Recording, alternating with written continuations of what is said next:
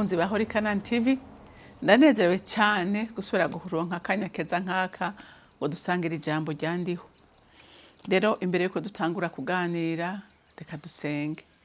Mana ndagushima kandi ndakunenahaza kuri urukundo rwawe rutangaje wadukunze mu kuduha umwana wawe ngo adupfire kandi duhane ijambo ryawe ryo kuturera no kudukomeza no kutwigisha no kudushigikira muri runo rugendo wo muri ino si duhuriramo n'ibikomeye, ariko ubyizeye rikaba ari mwami Imana ari muremera igitangaza, kuko ubwawe uvugira kuri nyuma y'ijambo ryawe kugira ngo rishitse.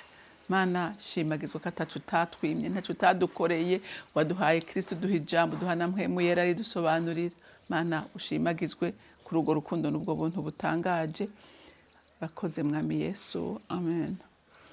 Reka dusangire rero ijambo ry'Imana rivuga ngo ibanga ryo gukomerera mu bigeragezo. Bantu b'Imana, ikizogutuma ukomera, ikizogutuma ushira ubwoba, ikizogutuma wizera nukugira ijambo rigwiriye muri wewe.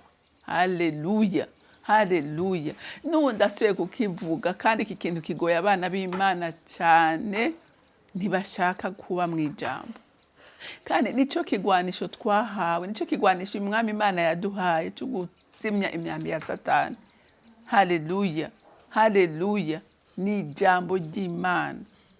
Nubundi asubiye kukwinginga uri kuranyumva, reka kwamushaka gutamikwa. Ibyo umuntu agutamitse ashaka gutamika ibyo ashaka, ariko igihe ufunguye ifunguro wewe wihekenyeye, wewe wirondereye, ubuzi ibyo ibirungo washizemwo, ubuzi ngene wabironse, uburuhe wagize, urabiha agaciro. Kintu uronse byoroshe nta n'agaciro ugiha. Reka rero dusome ijambo ry'Imana muri Matayo igice c'indwi, turasoma kuva ku murongo wa 24 dushikane ku murongo wa 28. Uwumva aya majambo yanje wese akayashira mu ngiro asa n'umuntu w'umunyabwenge yubatse inzu yiwe ku rutare. Isegenyeragwa, inkukura irasendanisha, igihuhusi kirahuhuta, bisurira kuri nyanzo, ntiyagwa kuko umushinga wayo wari wubatswe ku rutare. Ariko uwumva aya majambo yanje wese ntayashire mu ngiro asa n'umuntu w'imburabwenge yubatse inzu yiwe ku musenyi. Isegenyeragwa, inkukura irasendanisha, igihuhusi kirahuhuta, bisurira kuri nyanzo, irasenyuka, kandi isenyuka ryayo riba rikomeye. Yesu arangije ayo majambo yose, ishengero ritangazwa n'inyigisho ziwe, kuko yabigisha nk'ufise ububasha, ntase n'abanyabwenge b'ibyanditswe babo. Amen.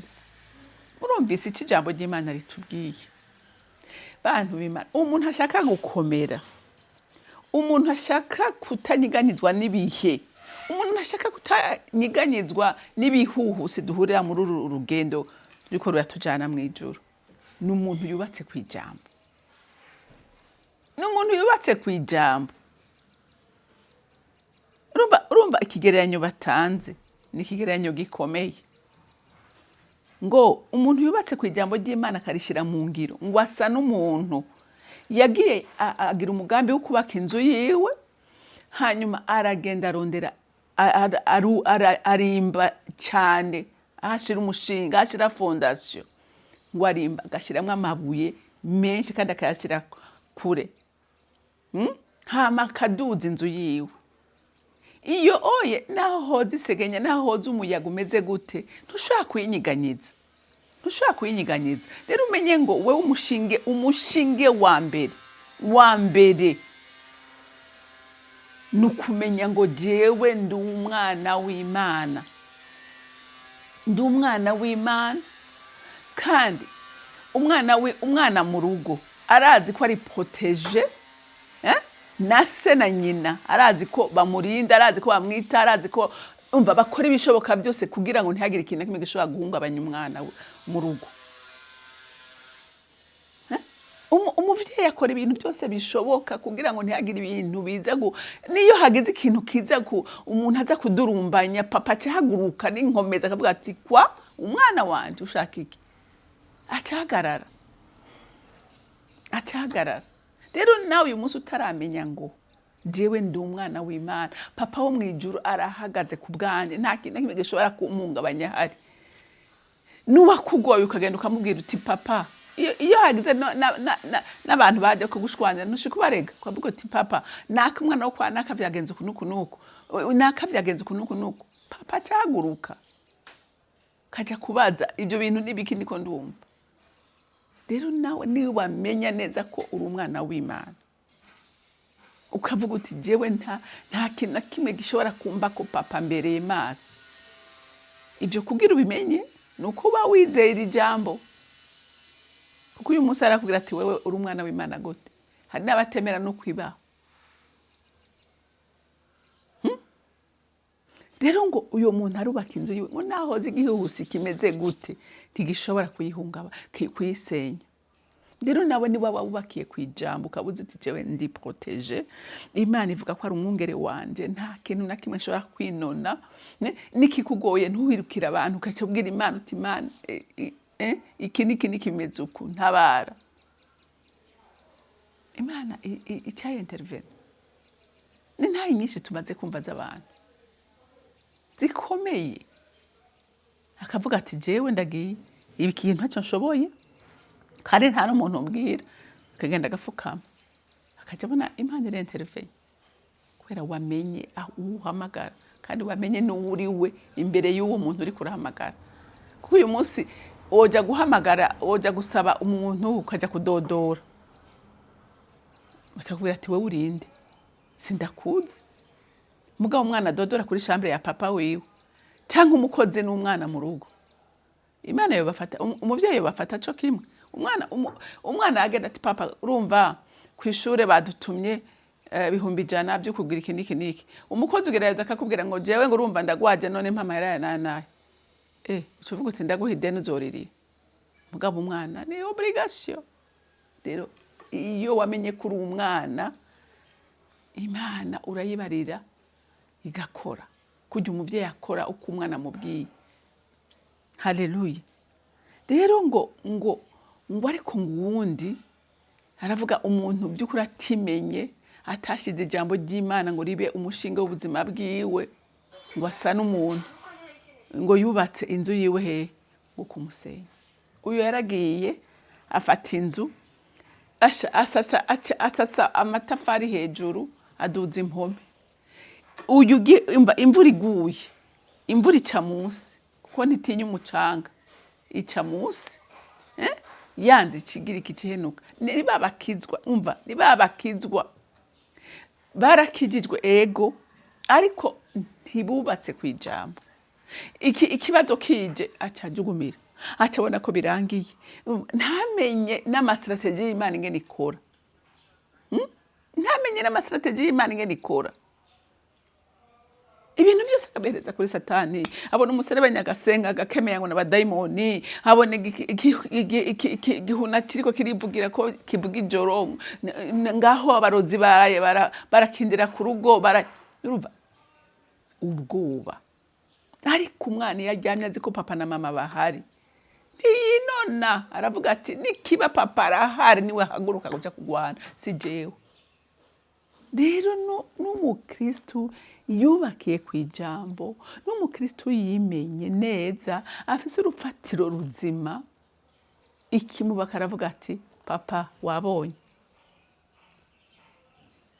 papa caza niyataje kuko hariho umuntu yocambwira ati none mbega uyu muntu ariko aravuga none yamaze iminsi yose yamaze gukuraho ibintu iminsi yose.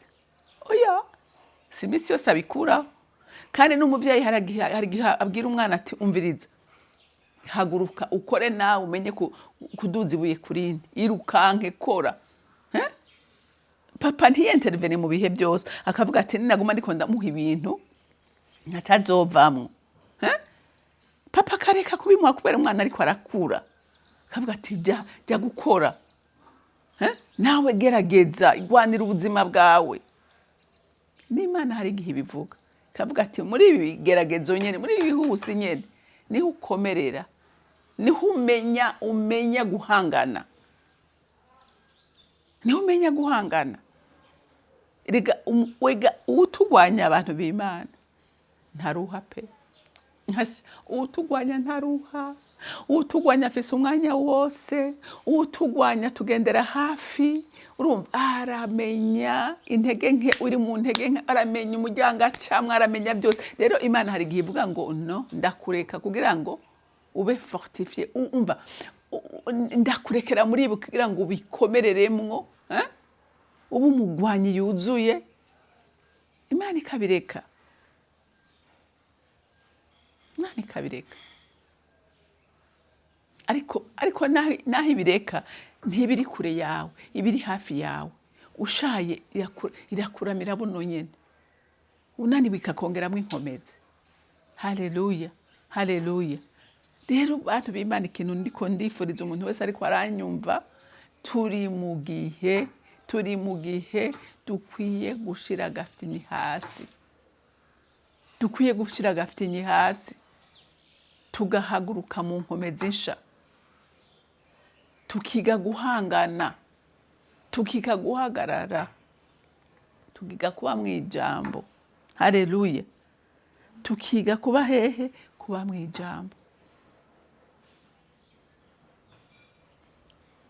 Imana ivuga ngo ndi nyuma y'ijambo ryanje.